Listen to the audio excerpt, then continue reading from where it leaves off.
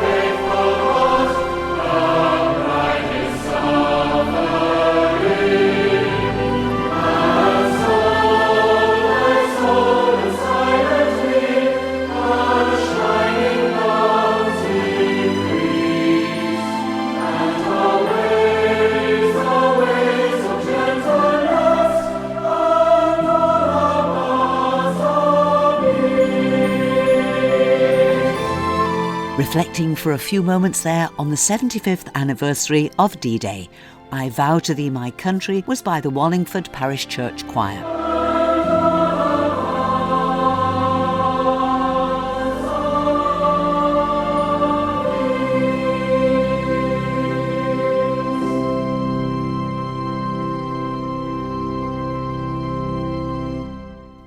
Now, I wonder if those cruise ships in Douglas Bay have put you in a holiday mood. Or maybe you're wondering if you've just left it too late to plan a summer break.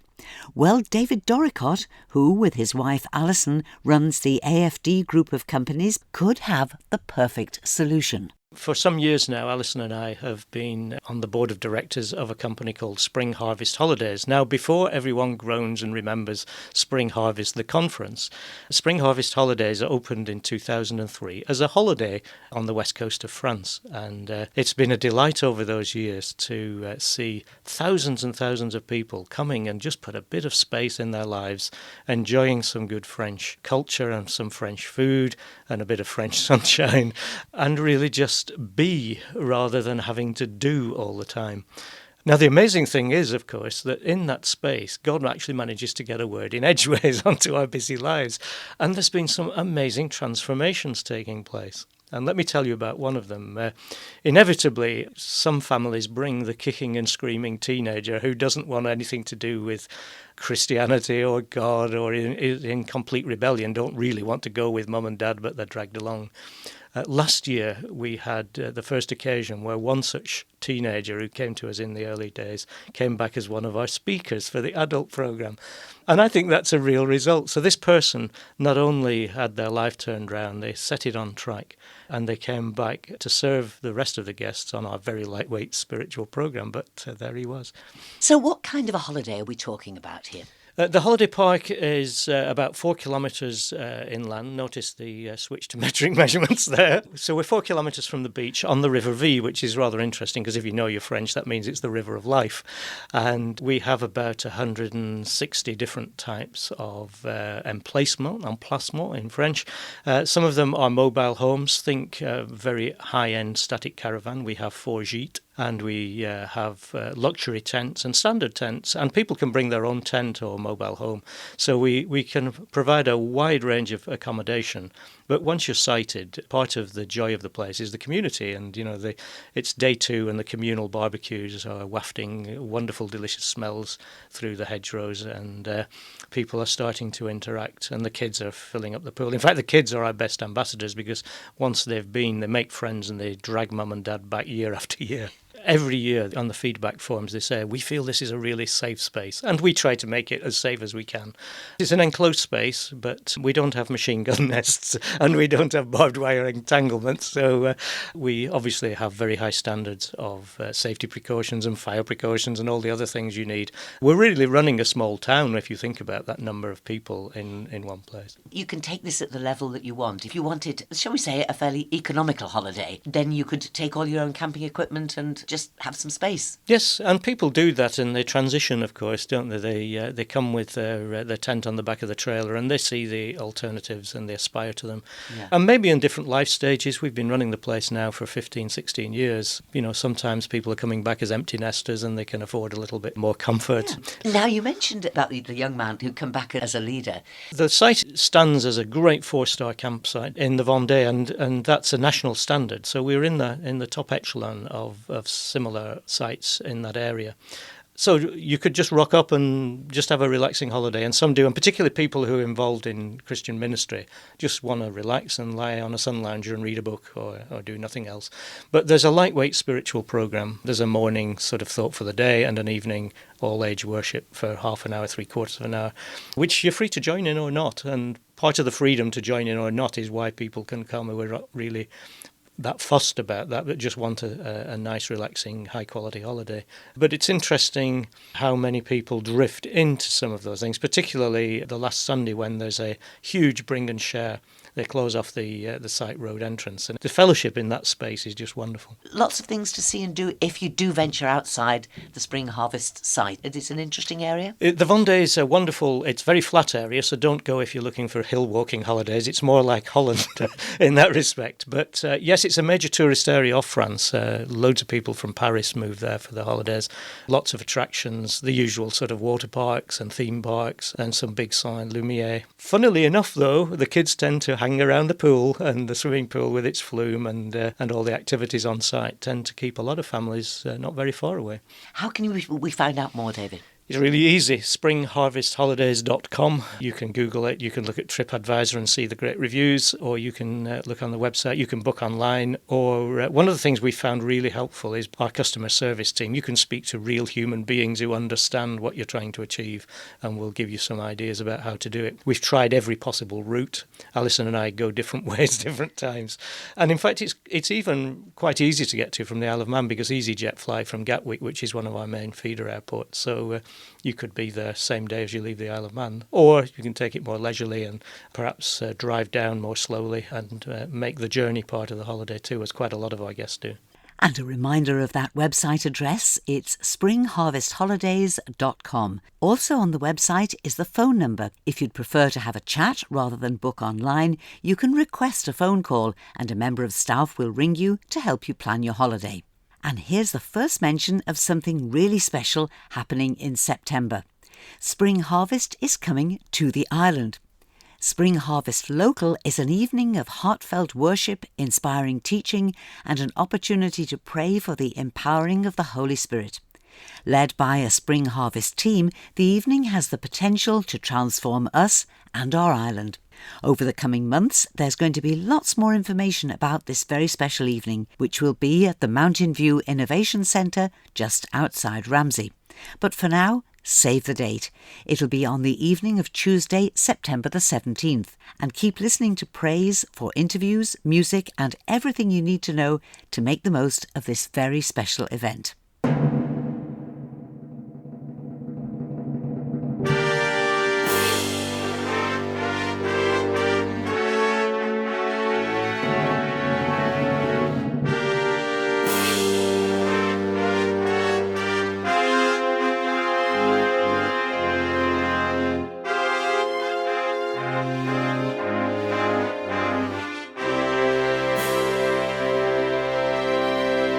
Next Saturday evening, St Paul's Church in Ramsey will be the venue for a concert with a difference.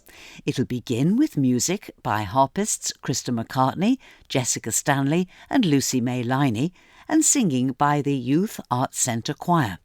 After interval refreshments, Charles Gard will present his own work, The Legend of St Maughold, a story told in words and music.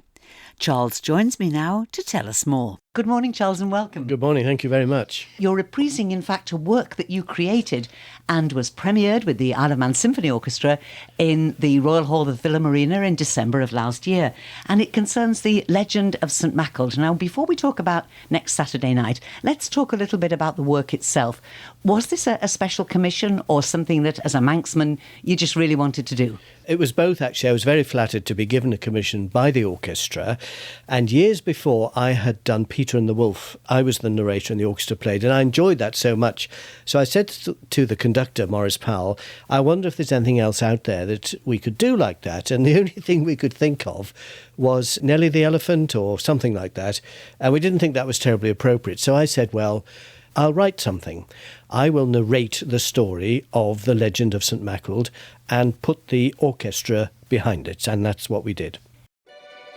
To start the story, we have to go back in time.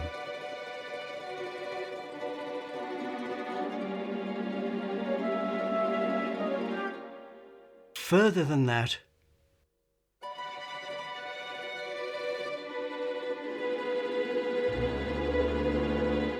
no, right back to the 5th century.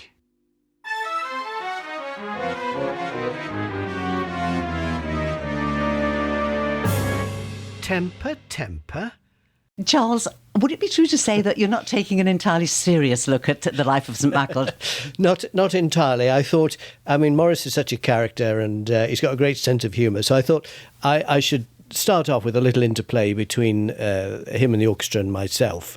And it does get quite serious in the middle, and then it lightens up towards the end. It is, anyway, an extraordinary story. I'm not really sure anyone could take it entirely seriously.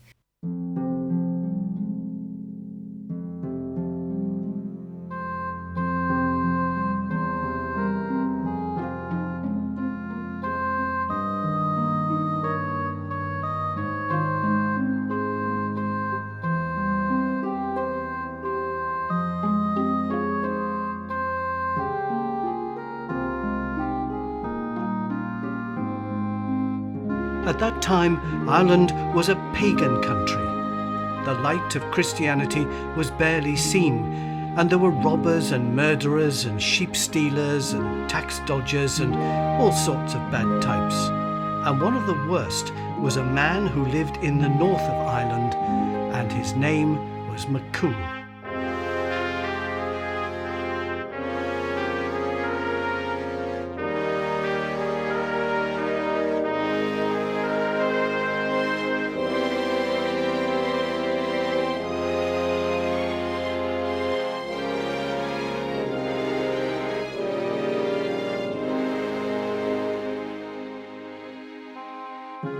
Now, you might be wondering why I'm telling you about such a man in the story of St Maughold. Well, the extraordinary thing is that this tyrant, this thief, this murderer, this robber was St Maughold. Before he became a saint, of course, and this is his extraordinary story.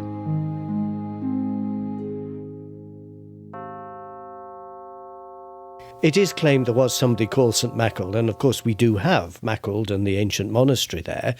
And if you read this extraordinary book done by the monks in Ireland, which was a great biography of St Patrick, they talked about this robber baron in the north of Ireland that tried to trick St Patrick, and of course he didn't win. St Patrick simply ran rings round him, and as a penance this chap was put into a coracle and came to the Isle of Man and became a very saintly man called St Maughold. And that's where the legend part of it comes in. Some of it may be based on fact, I don't know, but it's a cracking story. Indeed it is. And in actual fact, on Saturday night, you're bringing it home because the north of the island, with the parish of St Maughold, where it's believed that he was washed ashore in his coracle. So you're bringing the legend back home, aren't you? You're quite right. After this extraordinary stormy journey in a coracle, he was found clinging to the rocks below Maughold Head by a couple of fishermen. They brought him up to the monastery and he paid penance there for many, many years.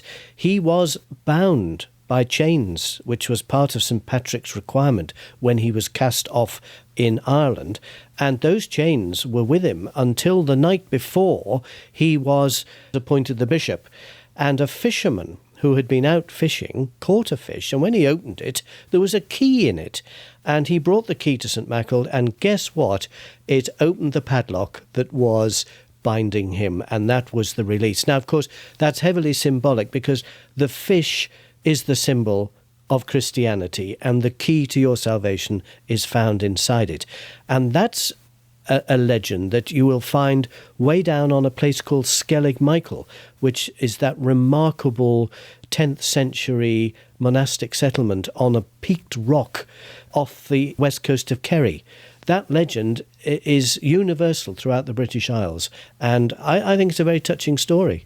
And in fact continues to touch us and to be a part of our Christian tradition on the island to this day, because St Maughold's Well on Maughold Head there is a place of pilgrimage and is a place of great specialness and holiness to many people on the island to this day, isn't it? It is indeed, and that's why I always think of St Maughold as the patron saint of the Isle of Man, because he is unique to the island. I mean, St Bridget, St Patrick, St Ninian, all the others can be found around the Irish Sea, but St Maughold is entirely unique to the island, and that's why we should have St Maughold's Day, which I think should be a bank holiday. What a very good idea. Now, coming back to next Saturday night, you're going to be in St Paul's Church, and this Legend of St Maughold is going to be reproduced in the second half of the concert. Now, sadly, you can't persuade the entire Isle of Man Symphony Orchestra to come up to St Paul's Church, delightful as that would be. But by miracles of modern technology, you're able to reproduce the soundtrack to this, and you will be narrating the story again. When you wrote it, did you hope that it would be able to be scaled down to performances just such as this? No, I didn't. But when I first composed it, which was a year ago, it was during TT Week last year, I made all the sounds using my computer here with samples and various bits of electronic wizardry to try and make it sound like a real orchestra, so that when I presented it to the chairman and to Morris the conductor, they came round here, they'd get an idea of what it would be like if it was played like a real symphony orchestra. And they were happy with it, which was marvellous. So then I orchestrated it with the full score for the orchestra. But it's this recording of my samples that will be playing in the background, and I will be doing the narration live. So sadly, it won't be the Isle of Man Symphony Orchestra, but I hope it will still give an idea of the work. Charles, I'm sure that it will. St Paul's Church next Saturday night, that's the 15th of June. It's a 7:30 start with free admission and some refreshments afterwards and an opportunity for people to meet the composer and also to make a little donation to church funds if people so wish. Looking to the future, Charles, is there anything else you'd like to do of a similar nature on your notepad for things to do? There are quite a few things on the notepad. Works I would like to write, yes. It's just getting round to it because, you know, like you, we're all doing lots of different things. And I found hunkering down during TT Week last year was really good. I didn't see anyone, I didn't do anything, I just wrote. And you need to do that. You need to become totally involved in it. Well, here's to TT Week 2020.